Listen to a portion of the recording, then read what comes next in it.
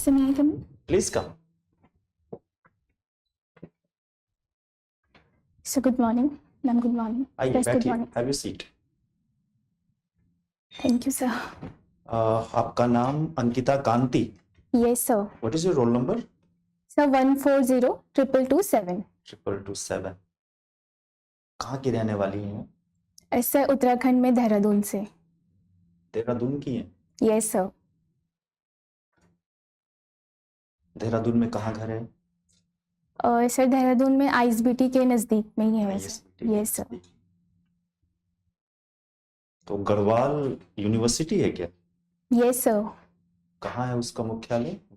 Sir Srinagar में. श्रीनगर में? Yes, sir. Sir Pauri district के श्रीनगर में. श्रीनगर. Yes, sir. अच्छी जगह है वो तो काफी. Yes, sir. पिक्चरस्क और काफी बढ़िया है. Yes, sir. Comfortable we can talk. Yes, sir. ये आपका पहला इंटरव्यू होगा? Yes, sir. Very nice. ठीक है, अब अपना परिचय दीजिए, अपने बारे में थोड़ा बताइए, थोड़ा उसमें अपने 2 पॉइंट अच्छाइयाँ, कुछ कमियाँ आपको अपने में लगती हैं तो वो भी थोड़ा हमें परिचित करो. Okay sir. सर जैसा कि मेरा नाम अंकिता कांति है, मैं उत्तराखंड के देहरादून ज़िले से बिलोंग करती हूँ. सर मैंने अपनी graduation DBS PG college Dehradun से पूरी करी है. सर उसके बाद मैंने अपना मास्टर्स फिज़िक्स में DAV PG कॉलेज देहरादून से पूरा किया है. सर अगर मैं अपनी अच्छाइयाँ गिनाऊँ तो सर मेरे को लगता है कि मैं थोड़ा पॉजिटिव नेचर की हूँ और सर मैं हार्ड वर्किंग हूँ और सर मैं ऑब्जेक्टिव हूँ. और सर अगर मैं कमियाँ गिनाना चाहूँ तो सर कभी कभी सोशल मीडिया का थोड़ा ज़्यादा यूज़ हो जाता है, तो वो मुझे लगता है कि थोड़ा कंट्रोल करने की ज़रूरत है सर. और कभी कभी सर लेट नाइट तक सर मेरा उठना हो जाता है, वो भी मुझे लगता है थोड़ा मेरे साइकिल जो नींद का साइकिल है वो ख़राब करता है. सर मुझे ये कमियाँ नज़र आती हैं. ना ठीक है. जब पौड़ी गढ़वाल और टिहरी गढ़वाल में क्या बेसिक डिफरेंस है? सर ऐसा बेसिक डिफरेंस तो सर मुझे पता नहीं है. कोई बात. घोस्ट विलेजेस एक कॉन्सेप्ट है. Yes sir. तो असम अपर बहुत जगह है दुनिया के Yes, sir. देशों में. तो how do you see your state Uttarakhand from where you belong?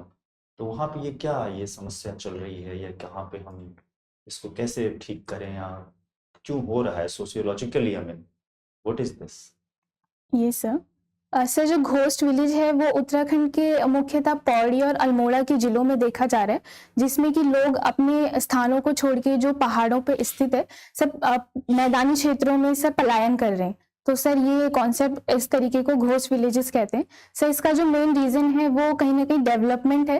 एक डेवलपमेंट का जो इशू पहाड़ों में बना रहता है जहाँ पे बेसिक सुविधाएं उपलब्ध नहीं हैं, सर इसलिए लोग अधिक सुविधाओं के लालसा में सर पलायन कर रहे हैं. सर ये एक घोस्ट विलेज का कॉन्सेप्ट है. ठीक है, तो वहाँ पे डेवलपमेंट क्यों नहीं होता है? what you can do something extra personally if you are allowed? आप अगर आपको क्षमता दी जाए तो Yes, ऐसे sir. क्या कर सकते हैं कि वो कुछ चेंज करें, हम कैसे ठीक करें इसको? ये सर. सर इसके लिए मुझे लगता है कि जो घोस्ट विलेजेस हैं सर वहाँ पे एक तो रोजगार के साधन उपलब्ध नहीं है. सर वहाँ पे हमें रोजगार के साधन उपलब्ध कराने पे सर फोकस करना होगा. सर इसके अलावा जो स्वास्थ्य सुविधाएं होती हैं सर वो भी काफ़ी कम देखी जाती हैं. जैसे कि अगर गढ़वाल रीजन में ही बात करें तो कुछ चुनिंदा स्थानों पे जैसे कि कर्णप्रयाग हो गया या श्रीनगर हो गया, केवल वहीं पे अच्छे अस्पताल उपलब्ध हैं. सर इसके साथ ही जो शिक्षण संस्थान है सर उसकी भी कमी है. सर मुझे लगता है इन तीनों क्षेत्रों में काम करने की सर आवश्यकता है. नहीं, इसमें गवर्नेंस की भी समस्या है. प्रशासन के Yes, दृष्टिकोण sir. से हम कैसे ठीक करें? Because people don't want to serve on the higher Himalayas. Yes, ऊपर sir. पहाड़ पे कोई काम करना चाहता ही नहीं है. टीचर, नर्स, डॉक्टर सब देहरादून और मसूरी में रहना चाहते हैं. Yes, कोई sir. ऊपर जाता ही नहीं. Yes, sir. So this is the problem. So how to tackle this problem? That's what the main issue right now is. Yes, sir. Sir अगर हमें गवर्नेंस के स्तर पे सुधार करना हो तो सर हमें लोगों में जो सर प्रशासनिक स्तर पे सर हमें कुछ एक्स्ट्रा इंसेंटिव हम प्रोवाइड कर सकते हैं सर, जिसमें कि सर बेसिक लेवल पे अगर कोई भी प्रशासक सर वहाँ पे जाता है तो हम उनके इनकम लेवल में थोड़ा-सा इंक्रीमेंट कर सकते हैं, क्योंकि सर वहाँ पे सुविधाओं की सर नुकसान तो सर वहाँ पे है, क्योंकि ना रोड्स वहाँ पे अभी डेवलप हो पाई हैं और शिक्षण संस्थान भी सर वहाँ पे उस तरीके के नहीं हैं। सर और जो अच्छा काम करता है हमें सर उसका जो जो भी सर अच्छा प्रशासक वहाँ पे हो, सर हमें उसे रोल मॉडल की तरह पेश करना चाहिए, तो आगे जो आगे प्रशासक आएँ सर उनके लिए वो एक अच्छा उदाहरण हो सके। गोकू कैरेक्टर है, कार्टून है, डू यू नो दिस? ये सर सर ये एनीमे का एक कैरेक्टर है गोगो। सर ज़्यादा तो नाउ मुझे you have your hobbies anime ना? ऐसा गोगो वाला जो कैरेक्टर है सर वो शोनेन एनीमे का पार्ट है सर। मैं शोनेन एनीमे नहीं देखती हूँ सर, मैंने शानेन एनीमे मेंशन किया है। What is the difference between both? ये सर जो शोनेन एनीमे है वो 18 तक के बच्चों के लिए होता है, जो कि थोड़ा-सा सर एक फैंटेसी वाला थीम पे चलता है। सर जबकि जो मैंने मेंशन किया सर वो शानेन एनीमे है, जो कि मैच्योर थीम्स पे सर काम करता है। सर 18 से 40 तक के ऐसा लोगों के लिए ये अलग-अलग एनीमे है। Do you support the parental control for the children below 18, 18 साल से कम के बच्चों को for enrollment और opening an account on social media? Yes sir sir ये प्रावधान अभी जो डीपी एक्ट की गाइडलाइंस के अंदर से ये गवर्नमेंट ने पेश किया है फ्रेमवर्क में। सर मुझे लगता है कि ये एक उचित प्रावधान है, बट इसका इम्प्लीमेंटेशन अच्छे से होना चाहिए सर, क्योंकि आजकल सोशल मीडिया के दौर में सर काफ़ी तेज़ी से सूचनाओं का आदान प्रदान हो रहा है, जिसमें काफ़ी ऐसी चीज़ें जो बच्चों के लिए नहीं है सर वो भी बच्चों के अंदर बच्चे उसमें एक्सेस कर सकते हैं। तो मुझे लगता है इसमें पेरेंटल कंट्रोल होना सर एक अच्छा निर्णय है। Is it logistically possible? क्या ये संभव है व्यवहारिक दृष्टिकोण से कि ऐसा किया जा सके? सर इसमें वही एक चैलेंज है कि इसको किस तरीके से हम इम्प्लीमेंट करेंगे, क्योंकि सर जो पेरेंट्स हैं उनको अभी इतना नॉलेज नहीं है कि बच्चे किस तरीके से आपकी हामी है वो किस तरीके से मांगे। सिर्फ एक यस बटन दबाने से अगर हामी हो जाती है तो वो सर एक चैलेंज है सर, जिसे हमें टैकल करना पड़ेगा। Okay. What is implementation lag in public policy? Public policy में implementation lag एक चीज है, तो वो क्या मतलब क्या होता है? ये सर सर इसमें जो इम्प्लीमेंटेशन के स्तर पे सर दुविधाएं देखने को मिलती हैं सर, जिसमें एक तो जो भी सर पॉलिसीज बनाई जाती हैं उसके विषय में सर जनता को जानकारी नहीं होती है। सर ये एक डिस्क्रिप्शन हो जाता है पब्लिक सर्वेंट का कि वो इसे किस तरीके से लागू करे। और सर और दूसरे तरीके से सर इसमें हमारे पास जो तकनीकी है उसकी एक कमी है। अभी पॉलिसीज बन जाती हैं लेकिन उसका जो ग्राउंड लेवल पे वर्क है उसके लिए सर उतनी लॉजिस्टिक्स हमारे पास अवेलेबल नहीं है। और सॉरी सर मुझे अभी ठीक याद है, नहीं आ रहा। बढ़िया। बस लास्ट क्वेश्चन मेरी तरफ से, अगर हम विश्व राजनीति को आईआर आप समझ रही है, yes international sir yes relation, sir अगर हम आईआर में 100% विमेन लीडर्स को रखें, यूएन में सारी महिलाएं, सिक्योरिटी काउंसिल में सारी महिलाएं, डब्ल्यूएचओ में सारी महिलाएं, सो विमेन लेड इंटरनेशनल रिलेशन क्या अभी जो विश्व राजनीति है उससे अलग होती है? सर अगर हम हर क्षेत्र में महिलाओं को सर आगे करें तो स्वाभाविक रूप से सर इसका कुछ प्रभाव दिखेगा, क्योंकि सर ऐसा माना जाता है कि महिलाएं पुरुषों से सर इतर सोचती हैं सर, जिसमें कि ऐसा कहा जाता है कि अगर महिलाएं विश्व को लीड करती तो फर्स्ट वर्ल्ड वॉर और सेकेंड वर्ल्ड वॉर भी नहीं होता। तो मुझे लगता है कि सर डेफिनेटली कुछ अलग सर अभी जो विश्व है उससे कुछ इतर सर जरूर तो होता। आप मानती हैं महिलाएं कम हिंसक होती हैं पुरुषों की तुलना में? Yes sir. ठीक है sir, please. Thank you sir. Nikita, yes अभी सर। आपने बताया कि इम्प्लीमेंटेशन में प्रॉब्लम है, यस सर। चीज अच्छी बन जाती है। आप जब इनिशियली जाएंगी असिस्टेंट लेवल ऑफिसर पर, yes sir. Junior officer, implementation के लिए आप क्या करें? Yes sir. सर इम्प्लीमेंटेशन को बेहतर करने के लिए सबसे पहले मैं जो पॉलिसी का जो भी प्रावधान है उसे ट्रांसपेरेंट तरीके से सर जनता तक पहुंचाऊंगी। कैसे? Yes sir. सर इसमें हम पब्लिक गैदरिंग कर सकते हैं, जो भी हमारे लेवल पे जो ऑफिसर्स हैं उनके माध्यम से सर हम पंचायतों की इसमें हेल्प ले सकते हैं। जो ग्राम प्रधान होता है तो उसके द्वारा जो पॉलिसी को है उसको ग्राउंड लेवल पे हम पहुंचा सकते ग्राम हैं। प्रधान की help कैसे लेंगे ग्राम प्रधान की help? Yes sir. सर उनके साथ हम कोऑर्डिनेशन कर सकते हैं क्योंकि सर उनकी जो बढ़त होती है वो गांव-गांव तक होती है अपने आप गांव कभी के। गए? Yes sir. ग्राम प्रधान तो सबसे ज्यादा बहिष्कृत आदमी होता है, कोई उसकी बात नहीं सुनना चाहिए। ये सर ये एक मालूम परसेप्शन ये सर ये एक परसेप्शन देखा जाता है, लेकिन सर हमें अगर हम ये मान लेंगे कि ये एक मतलब भ्रष्टाचारी है तो हम ना, भ्रष्टाचारी नहीं होने के बाद भी चूंकि पॉलिटिकल राइवलरी है, ये सर। तो जो पॉलिटिकल राइवलरी में इनविंसिबल हो जाता है वो प्रधान बन जाता है। तो उसका जो अपोजिशन पार्टी है वो इस तरह के षड्यंत्र करके उसके अगेंस्ट पूरी जनता को कर देती है। आप देखें ग्राम सभा में गैदरिंग नहीं होती, ये सर। आप कैसे फिर लोगों को जोड़ें? वो छोड़ दीजिए, ग्राम प्रधान से नहीं होता। Okay sir. और सर अगर ग्राम प्रधान को हटा करके सर हम इसमें तकनीकी का उपयोग कर सकते हैं, जैसे कि गवर्नमेंट के पास डेटा उपलब्ध होता है सर, हम कॉल्स के माध्यम से या व्हाट्सएप के माध्यम से सर लोगों को इसकी जानकारी उपलब्ध करा सकते हैं सर। साथ ही सारी जनता को व्हाट्सएप पे जोड़ लें।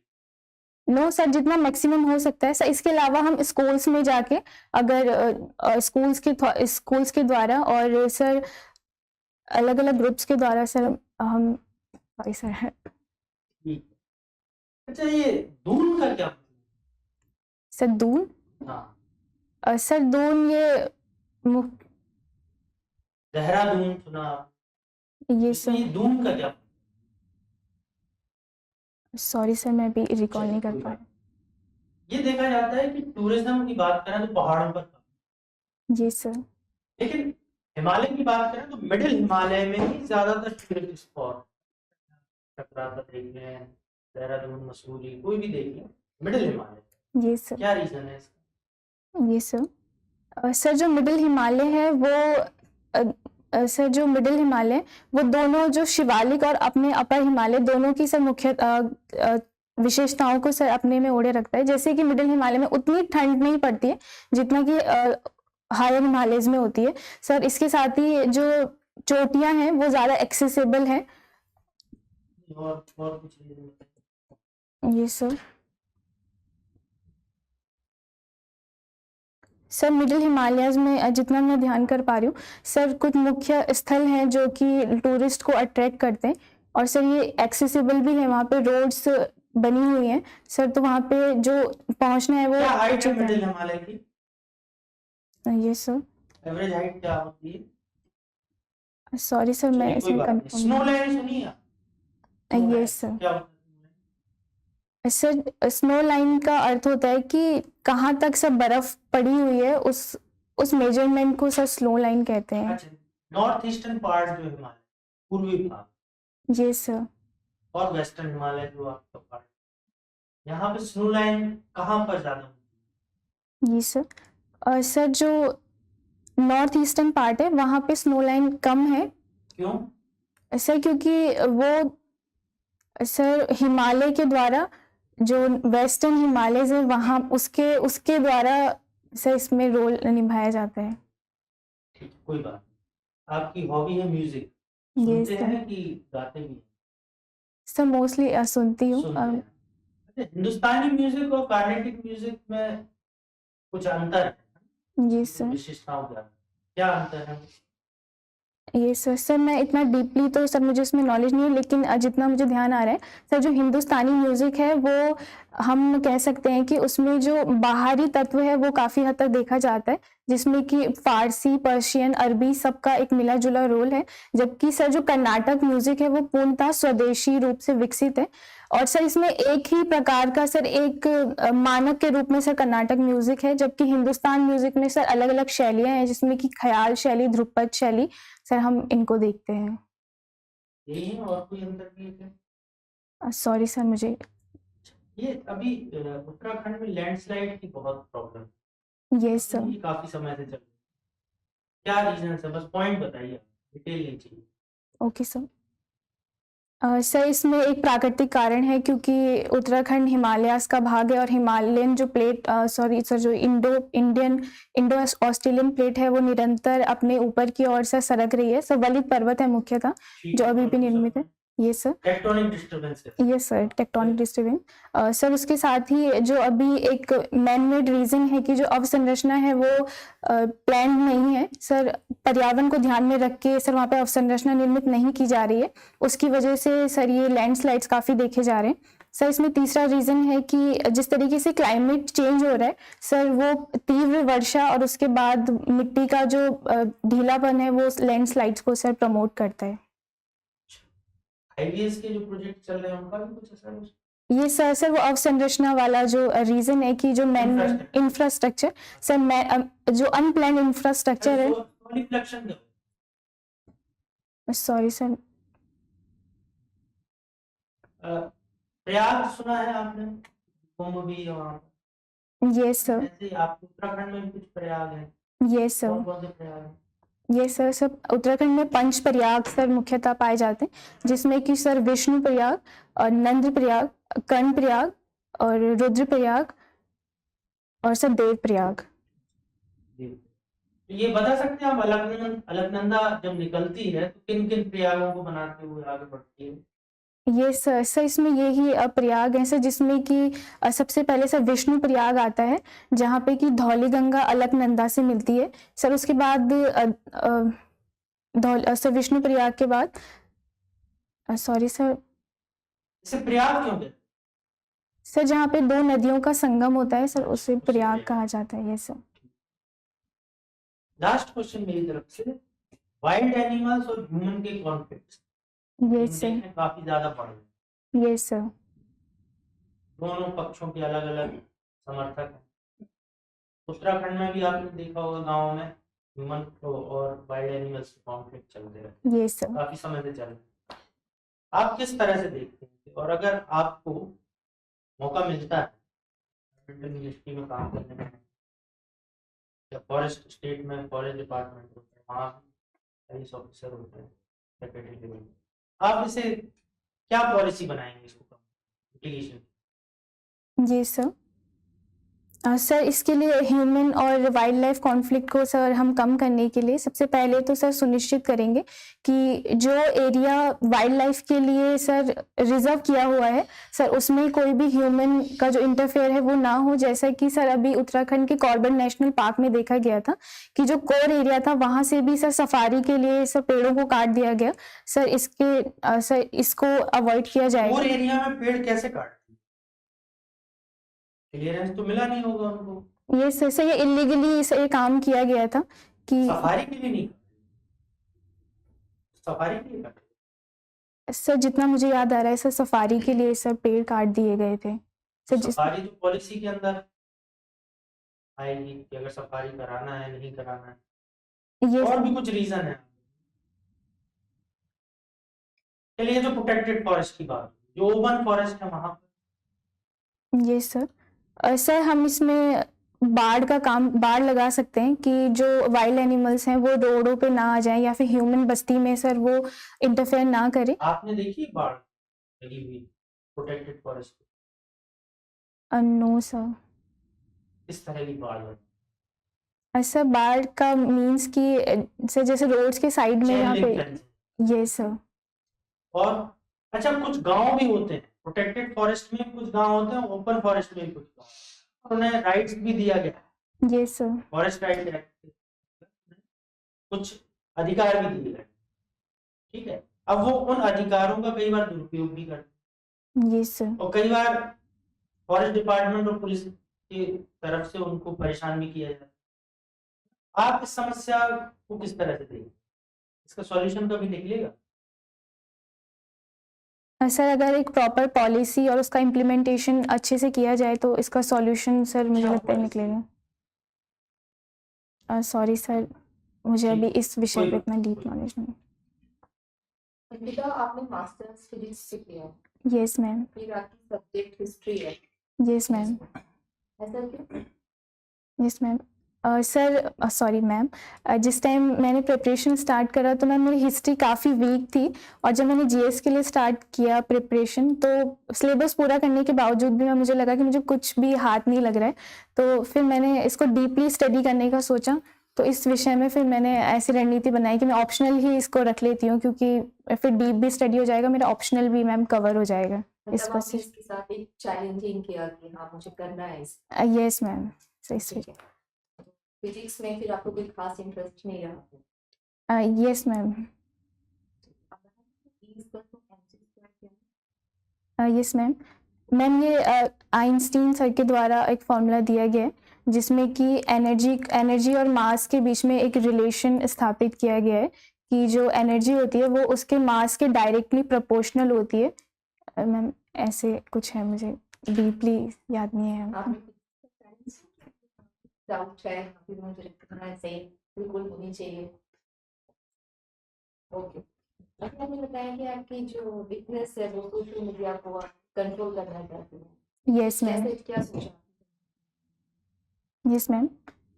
मैम जैसे अभी तो मैंने सारे सोशल मीडियाज अब बंद किए हुए हैं, अकाउंट में पर्सनल लेवल पे ही डीएक्टिवेट मैंने कर दिया है मैम। और इसके अलावा अगर मैं जब भी कुछ और भी बंद कर दी? मैम अभी कंट्रोल करने के लिए आपने बंद कर दी? Yes ma'am. सही नहीं है सोशल मीडिया? मैम किसी के लिए सही हो सकता है, बट मुझे ऐसा लगा कि मेरा काफ़ी टाइम इसमें जा रहा है और कुछ हाथ भी नहीं लग रहा है, तो मैंने उसको डीएक्टिवेट अभी फ़िलहाल में वर्तमान में किया हुआ है। बस एक आसान सा रास्ता आपने बंद कर दिया। मैम अभी तो मुझे सबसे आसान यही लगा, तो मैंने अभी बंद कर दिया है। इसके अलावा जो दूसरे हैं, जैसे व्हाट्सअप में यूज़ करती हूँ, तो मैम मैं इसमें ध्यान रखती हूँ कि टाइमर मैं यूजुअली लगा के रखती हूँ कि इससे ज़्यादा मुझे इस ऐप को यूज़ नहीं करना है। उसके बाद मैम टाइमर का हेल्प मैं लेती हूँ अन्य सोशल मीडिया में, जैसे फेसबुक, इंस्टा तो मैंने हटाया हुआ है। प्रशासन को आप बताया थी कि एक अच्छा एक रोल मॉडल प्ले करना चाहिए, कैसे? Yes ma'am. Yes ma'am. Ma'am मुझे लगता है प्रशासक जो होता है वो पॉलिसी को इम्प्लीमेंट करने में एक अहम भूमिका निभाता है, तो उसके लिए एक अच्छा रोल मॉडल उसे पेश करने के लिए मैम सबसे पहले तो ट्रांसपेरेंसी को बढ़ता जाना चाहिए, जिसमें कि पॉलिसी प्रॉपर तरीके से इम्प्लीमेंट कैसे हुई है उसमें जनता की भागीदारी सुनिश्चित होनी चाहिए। मैम दूसरा, एक प्रशासक को मैम हमेशा फीडबैक पे फोकस करना चाहिए कि पॉलिसी का असर कितना हुआ, लोगों को उससे कितना फ़ायदा हुआ और लोगों की उसमें क्या प्रतिक्रिया है। फिर मैम मुझे लगता है इन चीज़ों पे प्रशासक को कार्य करना चाहिए। सरकार की पूरी पॉलिसी किस पे बहुत ज़्यादा इन्फ्लुएंस्ड है? मैम इन्फ्लुएंस क्वेश्चन मुझे समझ नहीं। सरकार की पॉलिसी किस पे बहुत ज़्यादा इन्फ्लुएंस्ड है? मैम मैं अच्छा यस मैम। मैम कुछ पॉलिसीज़ हैं जो मुझे अभी काफ़ी अच्छी लगती हैं, जिसमें कि मैम जो हेल्थ इंश्योरेंस वाला आयुष्मान वाला जो कार्ड है वो मुझे काफ़ी एक अच्छा स्कीम मुझे लगती है मैम। और इसके अलावा मैम जो आवास योजना है मैम वो भी मुझे एक काफ़ी अच्छी प्रभावी योजना लगती है। Yes ma'am. आयुष्मान भारत आपकी अपनी ओपिनियन क्या क्या हो सकती है और क्या क्या सुधार कर सकती है? Yes ma'am. मैम जो आयुष्मान योजना है ये कुछ हॉस्पिटल्स में लागू होती है, जिसमें कि मुख्यतः गवर्नमेंट हॉस्पिटल्स का योगदान रहता है, जबकि जो प्राइवेट हॉस्पिटल्स हैं मैम वहाँ पे देखा जाता है कि वो आयुष्मान होने के बावजूद भी मैम कुछ एक्स्ट्रा चार्जेस लेते हैं, जो मैंने पर्सनल लेवल पे मैम फील भी किया है। तो मैम उस पर एक हमें निगरानी रखी जानी चाहिए कि प्राइवेट हॉस्पिटल जहाँ पे आयुष्मान लागू भी है वो भी मैम उसका दुरुपयोग करते हैं कि गवर्नमेंट से भी मैम पैसा वसूलते हैं और जो जनता है उससे भी एक्स्ट्रा चार्जेस मैम उनके द्वारा वसूला जाता है। तो मैम मुझे लगता है कि प्राइवेट के इन्वॉल्वमेंट अच्छे ढंग से इसमें सुनिश्चित की जानी चाहिए। Yes ma'am. Yes ma'am. Ma'am इसके अलावा जो अभी मैम कैट की रिपोर्ट भी आई थी कि आयुष्मान कार्ड्स में काफ़ी धांधलेबाजी देखने को मिली है मैम, उसके ऊपर भी हमें एक प्रॉपर एक्शन लेना चाहिए। जो भी इसमें कर्मचारी इन्वॉल्व थे उनके खिलाफ हमें मैम एक्शन लिया जाना चाहिए। आजकल दिए जा रहे हैं आपके एजुकेशन इंस्टीट्यूट हैं या फिर गवर्नमेंट जॉब्स में, यस मैम। ये आपको क्या व्यू है? मैम मुझे लगता है रिजर्वेशन एक अफर्मेटिव एक्शन है जो कि एक उचित है, लेकिन एक लिमिट में मैम रिजर्वेशन होना चाहिए। जैसे कि अभी सुप्रीम कोर्ट ने मैम 50% का इसमें लिमिट लगाया हुआ है, तो मुझे लगता है कि ठीक है मैम। Yes ma'am. आपने फिलाडेल्फिया कॉरिडोर सुना? फिलाडेल्फिया कॉरिडोर, सॉरी मैम मुझे भी ध्यान नहीं आ रहा है। ऐसी कोई योजना जिसकी रिसेंटली 10 साल पूरे हुए हैं, ऐसी कोई 2 योजना है? Okay ma'am. मैम पहली योजना तो मुझे इसमें बेटी बचाओ बेटी पढ़ाओ मैम याद आ रही है, जिसके अभी 10 साल पूरे हुए हैं। मैम इसके अलावा शायद एक आवास योजना के भी 10 साल पूरे हुए हैं मैम। मैं दूसरी योजना में श्योर नहीं हूँ, बट पहली योजना के 10 साल पूरे हो गए हैं। आपने मन्नान समुदाय सुना है? Mannan no ma'am. Sustainable nitrogen management क्या है? सस्टेनेबल नाइट्रोजन मैनेजमेंट मैम मुझे एग्जैक्टली नहीं पता है, लेकिन मैं अगर इसमें गैस करूं तो जो खेती में मैम नाइट्रोजन का एक अधिक उपयोग देखा जाता है जो कि यूरिया के रूप में होता है, तो शायद मैम ये उससे संबंधित हो सकता है। कलिंग कर्व रिपोर्ट क्या है? अभी रिसेंटली आई है ये रिपोर्ट। मैम सॉरी आप रिपीट करेंगे? Keeling curve report sorry ma'am मैंने नहीं पढ़ा है इसके बारे में। न्यूज़पेपर पढ़ती हैं? Yes ma'am. आज पढ़ा था? मैम अभी तो नहीं पढ़ा।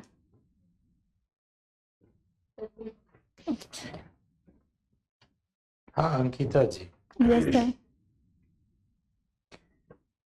आप उत्तराखंड से। Yes sir. उत्तराखंड का जो जियो क्लाइमेटिक एडवांटेज है यस सर। और जो जियो इकोनॉमिक एडवांटेज है, इन दो चीजों को मद्देनजर रखते हुए एम्प्लॉयमेंट के बारे में भारत में जो अप्रोच है उससे अलग अप्रोच के बारे में उत्तराखंड के चीफ मिनिस्टर ने सपोज कीजिए विचार लेने के लिए आपको बुलाया। Yes sir. ठीक है, तो इन दो चीजों को ध्यान में रख के आप ऐसा क्या सुझाव देंगे जिससे उत्तराखंड का जो एम्प्लॉयमेंट का समस्या है काफी हद तक सोल्व हो और राज्य को आमदनी भी बहुत ज्यादा? Yes sir. सर इसमें हम उत्तराखंड में जो लेबर इंटेंसिव सर फैक्ट्रीज हैं उसकी सर मैन्युफैक्चरिंग जो फैक्ट्रीज हैं सर उसको स्थापित कर सकते हैं, और सर जिसमें कि उत्तराखंड में मेरा सर। प्रश्न था, यस सर। मेरे प्रश्न का जो दो कीवर्ड है उत्तराखंड का जियो क्लाइमेटिक एडवांटेज यस और सर। जियो इकोनॉमिक एडवांटेज, ये दो चीज को ध्यान में रख के बोलिए। Okay sir. सर जियो क्लाइमेटिक और जियो इकोनॉमिक में सर मैं टूरिज्म अभी ध्यान कर पा रही हूँ कि हम टूरिज्म के बेस पे सर इसमें कार्य कर सकते हैं, जो कि सर कृषि नहीं हो सकता है? Yes sir. Sorry sir. कैसे हो सकता है कृषि? Yes sir. कृषि कैसे हो सकता है? एक बहुत ही potent source of employment yes sir. Uttarakhand के लिए, जो सपोज कीजिए उत्तर प्रदेश में नहीं हो सकता है या हरियाणा में नहीं हो सकता है या पंजाब में नहीं हो सकता।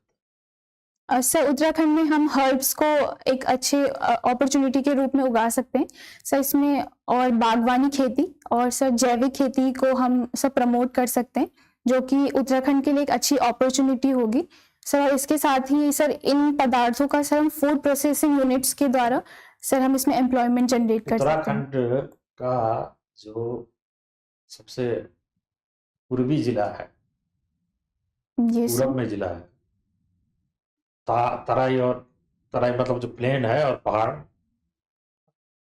इसका किस देश से अंतरराष्ट्रीय बॉर्डर मिलता है? ये सर नेपाल से। नेपाल से। पता है नेपाल के जो एडजॉइनिंग डिस्ट्रिक्ट्स हैं वहाँ लोग ऑर्गेनिक फार्मिंग करते हैं और वहाँ का वेजिटेबल दिल्ली आता है। ये सर। ठीक है, तो आपको नहीं लगता है कि जो जिस तरह का क्लाइमेट है उत्तराखंड का और जो प्रॉक्सिमिटी है दिल्ली से, यदि लोगों को लगाया जाए फार्मिंग में, ये सर। हिल्स में ही, उससे काफी इनकम भी जनरेट होगा और एम्प्लॉयमेंट का भी समस्या खत्म होगा। ये सर जो मैंने 3 बिंदु दिए सर उसमें एक जैविक खेती भी सर मैंने इंक्लूड किया है कि जैविक खेती से इसमें अच्छा, उपयोग है। आगे बढ़िए। तो आप बता सकते हैं कौन सा उत्तराखंड को किसी विदेशी शक्ति ने बहुत दिनों तक परास्त करके अपने अधीन बना के रखा? ये सर। विदेशी शक्ति कौन था? इतिहास पता है आपको? ये सर इसमें नेपाल के गोरखाओं ने सर उत्तराखंड पे सर कब्जा किया हुआ था शायद नहीं, सर। शायद की बात नहीं है, कब्जा किया था सर बहुत दिनों तक सर बहुत सालों तक, सॉरी हाँ। सर बहुत वर्षों तक सर सालों तक नेपाल गोरखाओं का सर कब्जा था उत्तराखंड पे। और आप तभी बोल रहे थे ना, ये जो पौड़ी बोल रहे थे ना, पौड़ी जैसे आप भारत में देखिएगा बहुत जगह जो आदमी का जो व्यक्ति का जो टाइटल होता है ना, टाइटल को क्या बोलते हैं सर, सरनेम, वो जगह से होता है। पौड़ी से भी बड़ा प्रचलित टाइटल है, सरनेम निकला है, क्या है उसका? सर पौड़ी से सर मैं 2-3 सरनेम्स याद कर पा रही हूँ, जिसमें सर हमारे अभी जो नेशनल सिक्योरिटी एडवाइज़र हैं सर अजीत डोभाल सर, और सर जो हमारे पूर्व सीडीएस थे सर बिपिन रावत सर। वो प्रश्न नहीं है मेरा, मैं जगह के नाम से, ओके सर। जैसे डूंगरपुर, राज सिंह डूंगरपुर गांव का नाम, डूंगरपुर से सुनील गावस्कर महाराष्ट्र में गांव का नाम, ऐसे ही पौड़ी से सरनेम है, थोड़ा सा भ्रंश होके स्लाइटली चेंज हुआ है, लेकिन वही है। और ये बहुत सारे लोगों का नाम, अनफॉर्चुनेटली उस नाम का व्यक्ति इंडिया में कम। ओके सर, सॉरी सर मुझे अभी अच्छा ओके सर। नेपाल में है ब्राह्मण जो है उसका ज्यादातर का टाइटल वही है, और सब पौड़ी से। Okay sir. ठीक है, आगे बढ़िए हम। चलिए, ये जो भारत सरकार का बहुत एम्बिशियस प्रोजेक्ट अभी चल रहा है उत्तराखंड, और 4 धाम प्रोजेक्ट, यस सर। इससे रिलेटेड मेरा 2 प्रश्न है। एक है कि इसका सिग्निफिकेंस क्या है, इस प्रोजेक्ट का मल्टीफैसेटेड सिग्निफिकेंस बताइए। Yes sir. सिर्फ ये धर्म के लिए, टूरिज्म के लिए है, ये किए तो सबको पता है। हिडन क्या है इसमें, जो हिडन गवर्नमेंट का जो मोटिव है गवर्नमेंट ऑफ इंडिया का, वो क्या है? एक प्रश्न ये है। और दूसरा है कि ये जो इस तरह से ये 4 धाम प्रोजेक्ट, बहुत सारे नेशनल हाईवेज जो बन रहे हैं, इससे उत्तराखंड का जो स्टेटस अभी तक रहा है, और है ना एक देवभूमि है उत्तराखंड, इसे देवभूमि, इस औरा, इससे जो ये देवभूमि का औरा है, इसको बल मिलेगा कि ये औरा जो है सो कमजोर होता है। Yes sir. औरा समझते हैं ना, औरा होता है जैसे किसी देवता का फोटो होता है, तो जो आभा देखते हैं ना चारों तरफ फोटो में दिखाया रहता है, उसी को बोलते हैं औरा। तो इससे औरा बढ़ेगा कि loss of aura? Yes sir. Sir जो आपका पहला क्वेश्चन है कि हिडन क्या गवर्नमेंट का एजेंडा है, और सर इसमें सर उत्तराखंड चाइना के साथ एक बॉर्डर शेयर करता है, तो सर गवर्नमेंट का यहाँ पे जो हिडन एजेंडा है वो अगर हम रोड चौड़ी कर देंगे तो हमारा जो एक्सेस है वो बॉर्डर तक सर काफ़ी जल्दी हो जाएगा। तो हम अपने जो टैंक्स हैं सर उनकी जो गति है सर, उनका जो पहुँचाना है वो हम इसके माध्यम से सब पूरा कर सकते हैं सर। ये मुझे हिडन एजेंडा गवर्नमेंट का लगता है सर। और टूरिज्म वगैरह तो सर जैसा आपने बोला, ये तो सर इसमें डायरेक्टली सर मेंशन है कि इससे टूरिज्म को सर सपोर्ट मिलेगा। और सर जो आपका दूसरा क्वेश्चन है कि उत्तराखंड का सर ऑरा, सर मुझे लगता है कि जो उत्तराखंड में सर ये अवसंरचनात्मक प्रोजेक्ट बन रहे हैं, अगर सर उसका एनवायरनमेंट को ध्यान में रख के सर इसका इम्प्लीमेंटेशन किया जाता, जो कि 4 धाम में मुझे जितना सर ध्यान है कि नहीं किया गया, उसमें 4 धाम प्रोजेक्ट जो 900 किलोमीटर लंबा प्रोजेक्ट है, उसको सर 56 छोटे छोटे भागों में बांट दिया गया, और जो एनवायरनमेंट असेसमेंट का सर जो प्रोग्राम था उसको सर बाईपास कर दिया गया सर। इस वजह से जो उत्तराखंड का जो प्रोजेक्ट चल रहा है वो विदाउट एनवायरमेंटल के जो परमिशन है उसके बिना देखा गया है। मैं तो आपको थोड़ा, क्रिकेट तो आप जानते हुए क्या? Yes sir. तो आपकी उम्र में जब मैं था तो क्रिकेट का टेलीकास्ट समझिए शुरुआती फेज में था इंडिया, ठीक है। अब शुरुआती फेज में था, रेडियो पर कमेंट्री आता, और बहुत कम इंटरनेशनल मैचेस का टेलीकास्ट।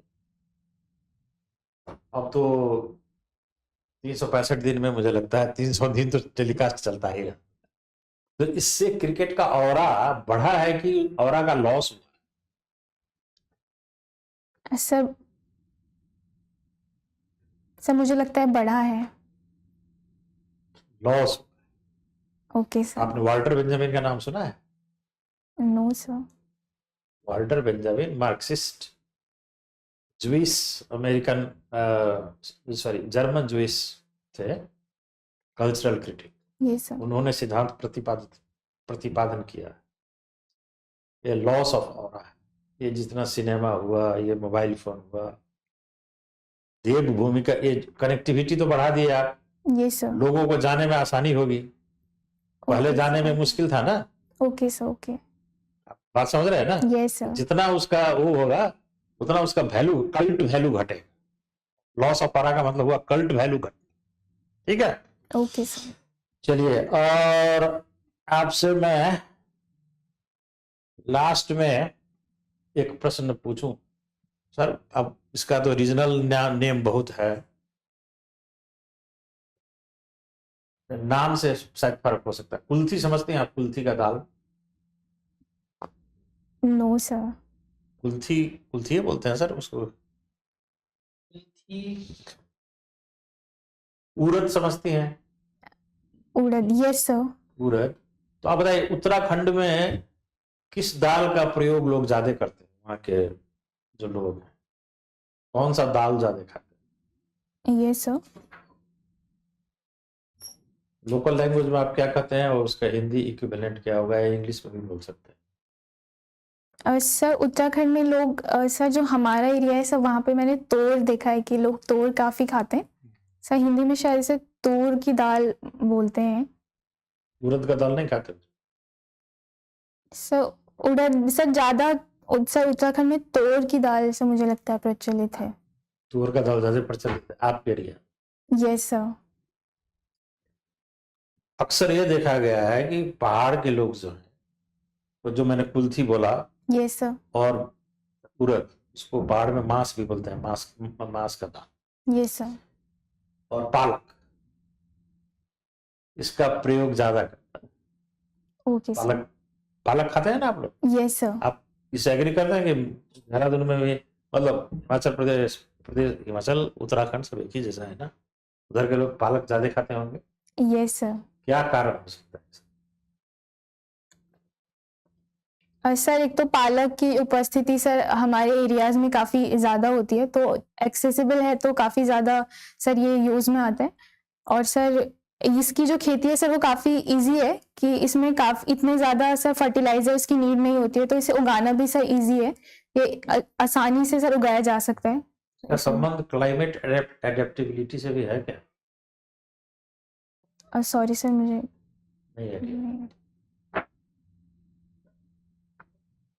चलो, आपके नजर में अभी वर्ल्ड ऑर्डर, मीडिया देखते हुएगा तो सुनते हुएगा कि the world order is in change, yes sir. और तो किस सेंस में वर्ल्ड ऑर्डर चेंज हुआ, जिस पर प्रकाश डाल सकते हैं? Okay sir. सर अभी तक विश्व जो था वो एक पक्षीय विश्व था जिसमें अमेरिका का प्रभुत्व था सर, लेकिन अभी जो देखा जा रहा है अब बहुपक्षीय विश्व का सर उत्थान हो रहा है, जिसमें कि चाइना एक नया सेंटर के रूप में सर विश्व ऑर्डर में सर उभर रहा है, और भारत और जापान जैसे कुछ अन्य राष्ट्र भी हैं जो अपनी सर भूमिका सर निभा रहे हैं। सर अमेरिका का जो प्रभुत्व है वो कुछ कम मुझे लगता है सर, ये विश्व ऑर्डर में सर चेंज है। आज सुबह सुबह मैंने जेएफए का प्रोफेसर जी का एक लेक्चर सुन रहा था यूट्यूब, यस सर। उन्होंने तो भारत का और जापान का नाम कहीं दिया है। Yes sir. उन्होंने कहा कि ये जो वर्ल्ड ऑर्डर चेंज हो रहा है उसमें सिर्फ 3 पोल है, एक अमेरिका, एक चाइना, एक रसिया। भारत को दूर दूर तक उन्होंने नहीं रखा। आप उनके व्यू से एग्री करेंगे? सर इसमें अगर हम मुख्य पोल्स देखें तो 3 पोल्स हैं, लेकिन सर भारत भी सर अपनी भूमिका सर इसमें निभा रहा है। मुझे लगता है आने वाले वर्षों में सर इसमें 4 पोल्स हम गिनेंगे और भारत भी सर इसमें शामिल हो। चलिए ठीक, thank you. Okay sir, thank you. ठीक है Ankita, interview is over, okay sir. Please बाहर वेट करिए, हम आपको okay sir. Feedback. Okay sir, ठीक थैंक है, यू। ठीक है। मैं आज आइए आइए, आ जाओ अंकित, प्लीज बैठिए। Okay sir, thank you sir. बोलते समय डर लग रहा था क्या? सर कहीं कहीं पे जब मुझे क्वेश्चंस नहीं आते हैं। ये तो वहाँ भी रियल में भी होगा कि बहुत बार बीच में नहीं आए। ये सर। थोड़ा सा स्ट्रांग बनना है ओके सर। ना, इतना स्ट्रांग कि उसको कह सकते हैं कि असर मतलब फर्क नहीं पड़ता है। केयर फ्री या फिर केयरलेस भी होना पड़ता है जब सवाल ना आए तो। Okay sir. क्योंकि अगर तुम अफेक्टेड अपने को कर दोगी तो अगले सवाल को डील नहीं कर पाओ। सर मैं बहुत डरी हुई लग रही थी। नहीं, ऐसा कुछ नहीं है, लेकिन कई बार ऐसा हुआ कि काफी जैसे 10-20 सेकंड 30 सेकंड बोलने के बाद बोलती हो कि सॉरी सर। Okay sir. या तो सॉरी शुरू में बोल दो, ओके सर। पूरा बोलने के बाद सॉरी क्या और शायद क्या, या तो हाँ या तो ना। Okay sir. जैसे तुम बोल रही हो लास्ट लाइन होता है, अचानक से तुमको डाउट हुआ तो फिर बोला सर अभी इतना ही पता है, सॉरी मैम। नहीं नहीं नहीं, ये ओके नहीं, ओके शायद शब्द का ये शायद नहीं। Okay okay. If you are not sure don't speak, say sorry directly. Sir आप कुछ बताएं। मैं तुमको 3 सलाह दूं। ये सर। एक कि तुम ऐसे मत बैठो, ओके सर। ऐसे करके बैठो, ठीक है। Okay sir. और तुमको जो आदमी प्रश्न पूछता है ना, जवाब जब तुम देते हो तो सिर्फ उसी पर्सन को देखती है। Eye contact. अदर कुछ जैसे हम तुमसे पूछ रहे थे तो तुम्हारा आई कांटेक्ट ही नहीं हो रहा था, सबसे आई ओके। कांटेक्ट, बीच में देखते रहे। ठीक है। Okay sir. और तीसरा सलाह है कि देखो कभी कभी क्या होता है कि जैसे मैं तुमको कुछ आसान प्रश्न भी पूछ रहा था, कुछ मैं तुमसे डिफिकल्ट प्रश्न भी पूछा, तो ऐसा ही होता है। तो पूछने वाले जो होते हैं, जैसे मैं तुमसे प्रश्न कर रहा था तो जहां मुझे लग रहा था कि डिफिकल्ट क्वेश्चन है तो वहां मैं तुमको थोड़ा हिंट भी ड्रॉप करने का कोशिश कर रहा हूं, ये सर। तो उस हिंट को पकड़ना चाहिए। Okay sir. जो अपना प्री डिस्पोज्ड जो तुम्हारा थिंकिंग है ना, यदि उसके हिसाब से यदि मैंने पूछा हूं वो मेल खाएगा तो मैं हिंट ही नहीं ड्रॉप करूंगा, है ना। और वो हिंट पकड़ के तब जवाब देना चाहिए, ओके और सर। थोड़ा सा और क्रिटिकल होने की जरूरत ओके सर। है। जैसे मैंने पौड़ी गढ़वाल मान लो पूछा, तो तुमने नहीं जवाब दिया, मैं तुमको फिर से एक हिंट दे रहा हूं कि पकड़ो जवाब। इसका मतलब ये होता है कि इंटरव्यू बोर्ड तुमको सपोर्ट करना चाहता है कि बोल दे सही, बोल दे सही। Okay. somebody is liking you, इसीलिए वो हिंट दे रहा है। ये बड़ा पॉजिटिव एटमॉस्फेयर होता है जब आपको बोर्ड हिंट देने लगता है, क्योंकि कोई ना कोई मेंबर आपसे परफॉर्म कराना चाहता है। ये समझ सर। रही है? तो अगर उसी पे कोई हिंट दे रहा है कि ऐसे होता है वैसे होता है, तो बहुत कीनली ऑब्जर्व करना है कि कैसे उसी में आंसर है, उसी में आंसर बाहर नहीं, and it is good thing, उसको खोना नहीं है। अगर बोर्ड तुमको सपोर्ट करने पे उतर गया है तो उसको खोना नहीं है अपने हाथों से, ओके सर। है ना। Overall this dynamics we should know. You are young, innocent, honest, it is visible. Communication में कोई दिक्कत नहीं है, ठीक है। न्यूज़पेपर अच्छे से पढ़िए, उत्तराखंड, पहाड़, देखो ये हमेशा बहुत पूछे जाएंगे। ये सर। पूरी ज्योग्राफी, नदियाँ, ए टू जेड, जियो क्लाइमेटिक, ये ऐसा हॉट टॉपिक है, ए टू जेड आप Yes, पकड़ो sir. इसको। हिस्ट्री देखो, ये क्योंकि सर। हो सकता है उत्तराखंड पे ही इंटरव्यू शुरू हो और खत्म हो जाए, एकदम हो सकता है। So be ready for that yourself, okay sir. ठीक है। अदरवाइज डिमीनर में और कैरिंग योरसेल्फ जो कहते हैं ना, साड़ी पहनना, कोट पहनना, बैठना, सब ठीक है। इसको बांधो नहीं, क्योंकि ना क्लोज ओके हो जाता ओके है सर। मामला। ओके थोड़ा सर। सा ओपन रहोगे, so it is so good for us. Okay sir. Okay Ankita, we are done with you, ठीक है, ओके। हो गया। आप इस पे और तैयारी करिए। कब इंटरव्यू तुम्हारा? सर 11 फरवरी। ठीक, काफी टाइम है ये सर। पढ़ना, और फिर मिलेंगे, हम दोबारा मॉक भी करा सकते हैं बाद में कभी, ये सर। ठीक है। मैम ये साड़ी इंटरव्यू के लिए ठीक है? हाँ सारी ठीक है। ठीक है। थोड़ा और कलरफुल करो, वाई सो मत, थोड़ा कलरलेस सा नहीं लग रहा है तुमको? यंग गर्ल, थोड़ा सा वाइब्रेंसी लाओ ना, सर काफी लोगों ने बोला वाइब्रेंट कलर। कुछ ज्यादा ही डल नहीं लग रहा है? मतलब ऐसा होना चाहिए, ठीक, ऐसे तो मुझे ठीक लगता है, कोई लेकिन दिक्कत नहीं टू है। वाइब्रेंट भी नहीं होना चाहिए, टू डल भी नहीं। ऐसे ये डल लग रहा है काफी। नहीं मुझे नहीं, मुझे मुझे पसंद है इस तरह का नहीं नहीं, देखो यार, तुम्हारी अच्छा। उम्र कम है, ये सर। तुम काहे बनोगी 45 साल? Why the hell you want to be like that? Okay अगर सर। मैं कोई लेडी ड्यू की कॉलेज की प्रिंसिपल है और उस उम्र में पहनती है तो ग्रेस है। यू आर नॉट इसको 45 ना। हम लोग जब पर्सनालिटी डेवलपमेंट पढ़ते हैं तो उसमें ये सिखाते हैं One has to look graceful, not sexy. तो उसमें with कलर नहीं, थोड़ा सा मेरे हिसाब से, बिकॉज देखिए you are young, Yes, would sir. We like to see you energy and vibrancy. हमारा सबसे इंपॉर्टेंट है कि अपने यंग एज में वो एनर्जी लेके आई, तो ऐसा कुछ पहनो जो एनर्जी एग्जीक्यूट करे, बाहर निकाले।